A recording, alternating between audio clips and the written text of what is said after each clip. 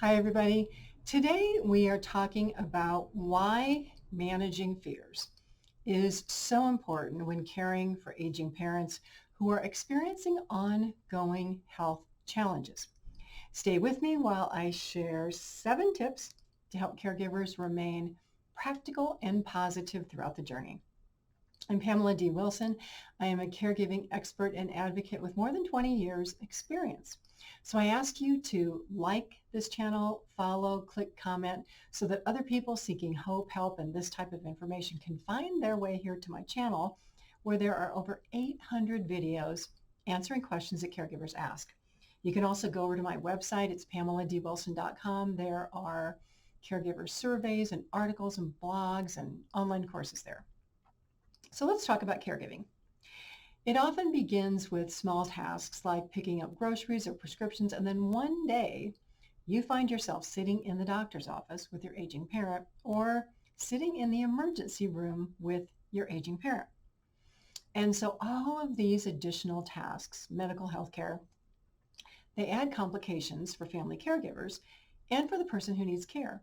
And many times they arise just out of the blue, unexpectedly, because of physical changes or mental abilities of a parents that change. So, for example, a forgetful parent may not remember to take their medications and then they're in the emergency room. Or they forget to eat and they're losing weight. Or maybe they're still out driving a car and they have dementia and they get lost. And you get that call from the state trooper at 1 a.m. saying, hey, your mom who lives in Omaha, Nebraska, we found her in Fort Dodge, Iowa. Shocking, I know, but it happens.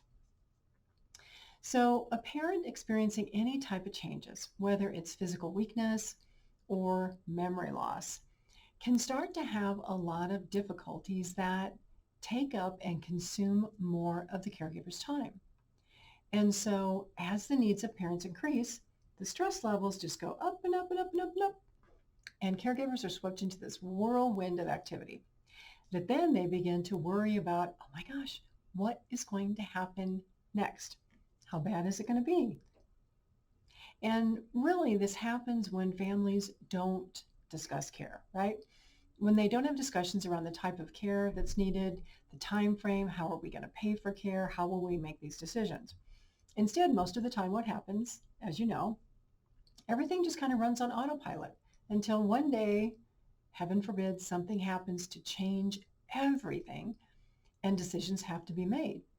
And so let's look at this idea of fear or worry about caring for aging parents from the perspective of making medical decisions. And we're going to just talk about a couple health diagnoses because it will make more sense. So for example, a parent who needs bypass surgery or a stent, or maybe they have congestive heart failure that is significantly affecting their daily abilities, or maybe a parent who has Alzheimer's or dementia or Parkinson's, right? Eventually, with any of these, more care is going to be needed. And so the first step, number one, to managing fear is to just really understand the diagnosis from its current place, its current stage, to what might and can happen in the future. Because really, having the information is comforting if you kind of know what to expect. Now, I'll say it's impossible to predict the future. We can only do what we can do, right? We do our best. But knowing what can happen and knowing the options can really help manage fears related to, oh my gosh, what is going to happen? So let's use one example. Congestive heart failure. It's usually abbreviated as CHF, Charlie, Harry, Ford. And so what it means is that the heart has difficulty pumping and circulating blood. And so fluids can collect in the lungs and in the legs and other parts of the body. And so I'll put a link in the transcript to this video, but CHF is really one of the leading causes of hospitalizations in people over age 65, according to the Cleveland Clinic, which is a reputable clinic here in the United States. So what does it look like? What is a parent who has congestive heart failure? How does it show up, right? Well, they could have difficulty breathing. They may take a nap and wake up at night and just be trying to catch their breath, right? Chest pain, irregular heartbeat, swelling in the ankles and the legs and in the stomach, weight gain, dry cough, Now, as with all diagnoses and all medications that you take, right, you see those commercials on TV that are like, don't take this if you have, they read all these side effects at like warp speed, right? Well, similar to a diagnosis, a person may or may not have all of these symptoms because everybody is truly different. But what starts to cause heart problems is heart disease or a heart attack. Now, there's also other diseases that are kind of associated with each other that once one begins, it kind of does turn into the spiral, right? Diabetes, high blood pressure, kidney disease. Um, then things like smoking and alcohol can make these worse. If somebody's trying to have difficulty breathing and they can't, their lungs are weak. So seeing a specialist is important. Somebody asked me the other day, well, why do my parents need to see 10 different doctors? Well, if they have a lot of health complications, specialists truly are the best. And yes, it's a lot more work. I'm not going to even like say it's not.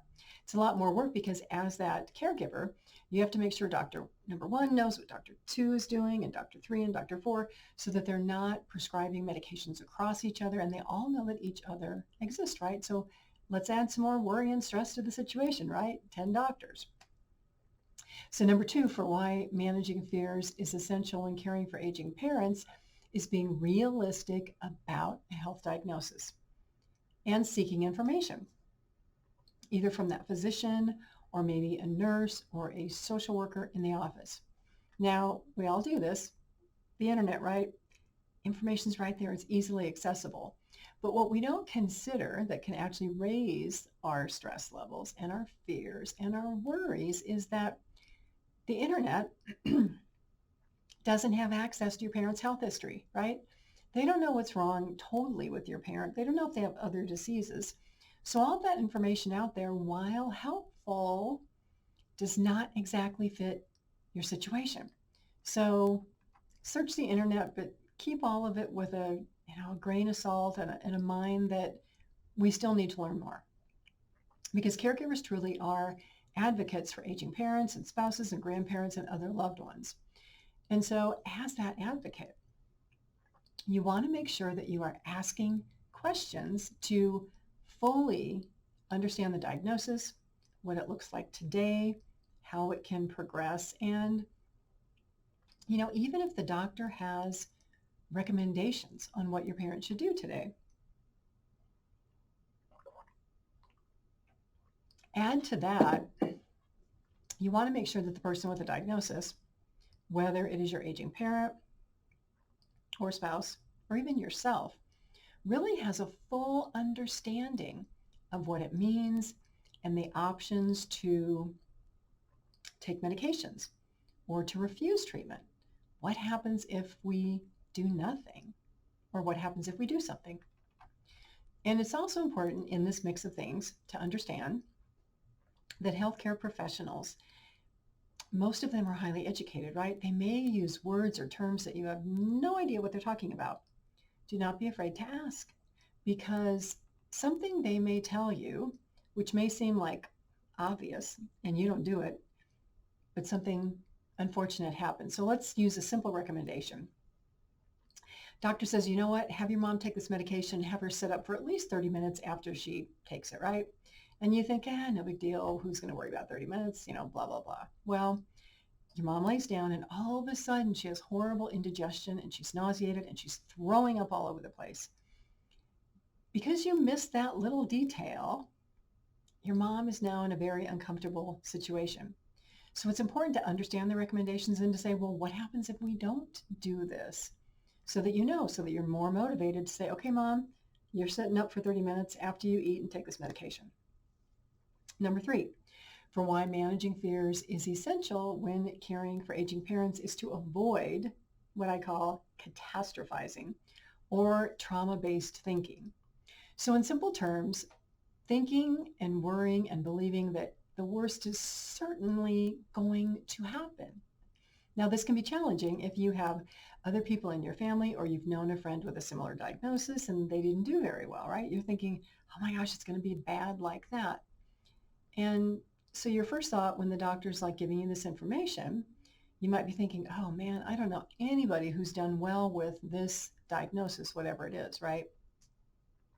But here's the thing, kind of while this is a valid fear, there's probably plenty of other people who did very well with this diagnosis, who were able to maintain their health and improve their health.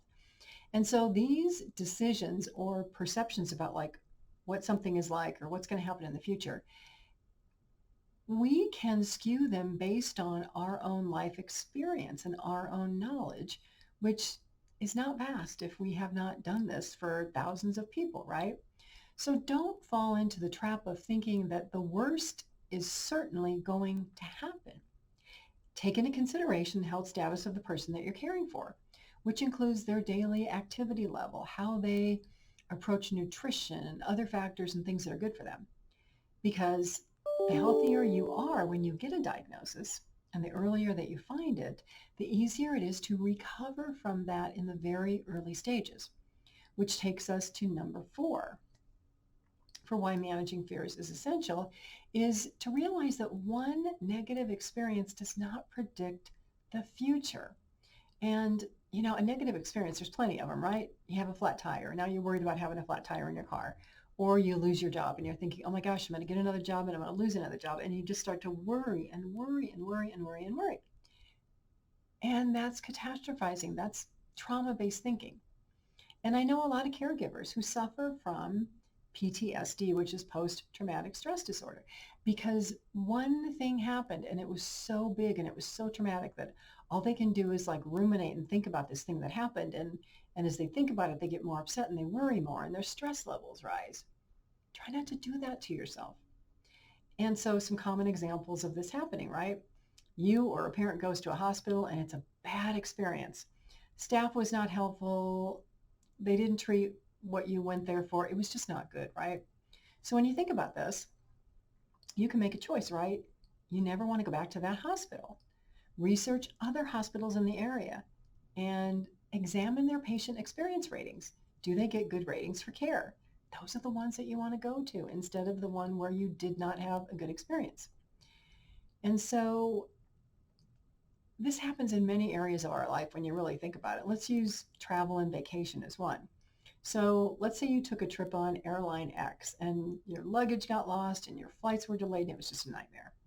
Now you have to travel again and you're thinking, oh my gosh, it's going to be another nightmare, that airline X. Well, try airline Y, right? Just because you had a bad experience over here doesn't mean that you're going to have a bad experience over here. But it's easy for us to catastrophize and think that way. So how do you work past common fears, realizing that unfortunate things are going to happen. Accidents are going to happen. Not everything is always going to be positive. Let's use a doctor appointment as an example of this. So the best way is you're going to go see a doctor, or you're going to take your parents, make a list of questions and make a list of concerns of what you want to know. Now, some tips to do this. There's an article on my website called How to Get Results from a 15-Minute Doctor Appointment. I'll put a link in the comment area below so you can go there. This gives you an idea of like the time pressures that doctors are under and the fact that you really don't want to engage in pleasantries like, for 10 minutes because then you have 5 minutes left, right? You want to go get your questions answered, come out with a plan and know what you're going to do and know what the follow-ups are. Because honestly, doctors have limited time. So the more prepared you are, the better they can help you. But also know there could be a nurse or a social worker in that office who can help answer questions that you have after that appointment, or if you can't get to the doctor. Take advantage of every single resource that you can find. So let's say that you're kind of working your way through all these recommendations, you're managing your fears, your worries are getting a little more balanced, but you now have a decision to make. Doctor made a treatment plan or a recommendation. So the next step may be deciding that you are going to follow that treatment plan or those recommendations, or maybe you're not going to do anything. So number 6, for why managing fear is essential when caring for aging parents, relates to choosing to follow a doctor's recommendation or not.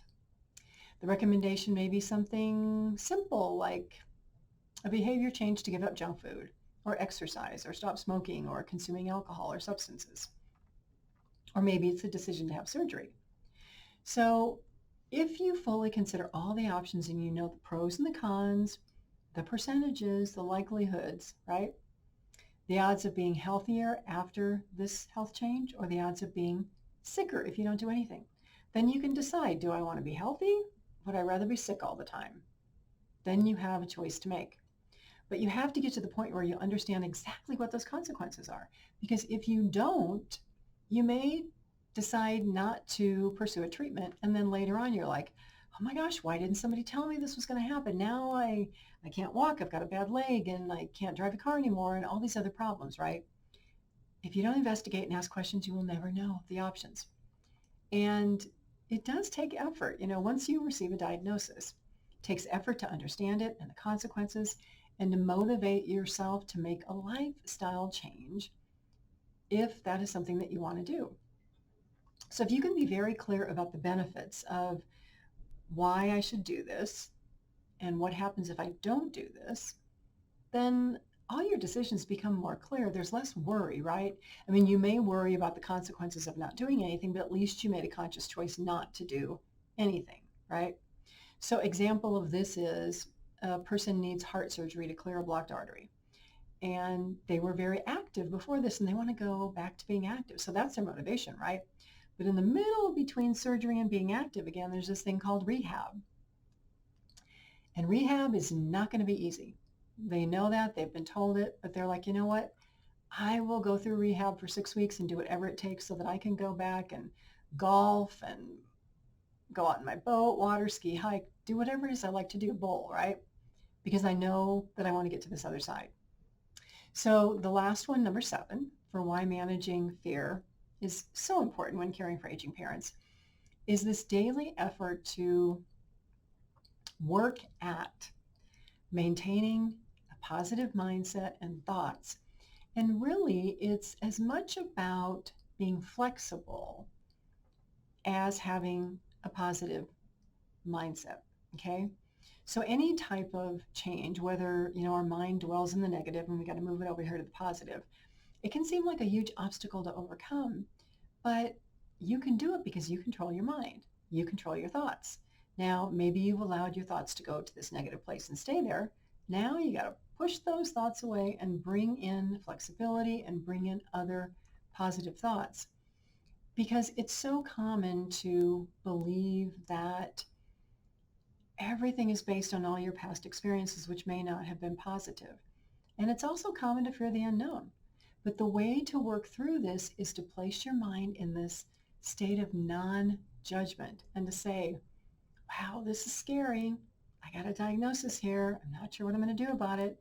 I don't know if I want to do surgery. Stay in this place of non-judgment mode and say, I'm scared to death about this, but I'm going to remain open-minded to get all of the information so that I know what my choices are and I can make the best decision for myself or for the person that I'm caring for. And the doctors will share their experiences and the nurses will and social workers and everybody. But even though someone's sharing their experience, again, it's based off somebody else's life and their experiences. So really, until you do something that scares you to death or something that doesn't scare you to death, it's impossible to imagine what that's like. So just like being a caregiver, right? Caregivers take care of people and they, convince parents to go to doctors and to eat well and do all this kind of stuff. But caregivers honestly are the worst at taking their own advice, right? They're the worst at self-care. So caregivers should also be going to the doctor and taking care of their health and exercising and doing all these behavioral changes, which again, it's like the stress level's rising. I'm trying to get mom and dad to do this and now I have to do this myself. Holy heck. Well, what I can say is that experience and knowledge is the best teacher. So to work through your fears and your anxieties and to get past these obstacles, these bumps in the road, you got to get to the other side. Plan out your actions. Plan out the pros and cons, the good things that can happen and the not so good things that can happen. And honestly, if you're prepared many times, the worst is not going to happen. You might surprise yourself with a situation being way easier than you thought it was because you were catastrophizing and ruminating back here thinking, my God, it's going to be horrible. It's going to be horrible. And guess what? It wasn't. So doing and advocating for loved ones is truly the path where caregivers can gain greater confidence in their abilities and reduce fears and reduce worries just by doing and working through the situations and having knowledge and gaining information. So I thank you all for being here. Again, please click below, like, and follow this channel so that other people can find their way here. Also go over to my website, PamelaDWilson.com. There is a lot of hope, help, and support for caregivers and everybody there. Thanks for being here. I look forward to seeing you all again soon in another video.